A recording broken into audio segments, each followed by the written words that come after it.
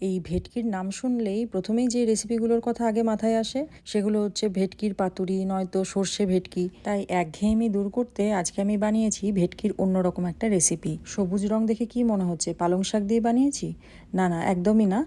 এইটা হচ্ছে ধনিয়া ভেটকি। দুবাইতে ভেটকি মাছ কিন্তু খুব ভালো রকমই পাওয়া যায়, তবে ভেটকি নামে কিন্তু মাছটা বিক্রি হয় না। দুবাইতে এই ভেটকি মাছ বারামুন্ডি নামে পরিচিত। মাছটাকে প্রথমে নুন আর হলুদ দিয়ে একটু ম্যারিনেট করে নেব। এদিকে একটা মশলা বানিয়ে নেব। এখানে নিয়ে নিয়েছি পেঁয়াজ, রসুন, আদা, ধনেপাতা, কাঁচা লঙ্কা। সামান্য একটু জল দিয়ে এটার একটা পেস্ট বানিয়ে নেব।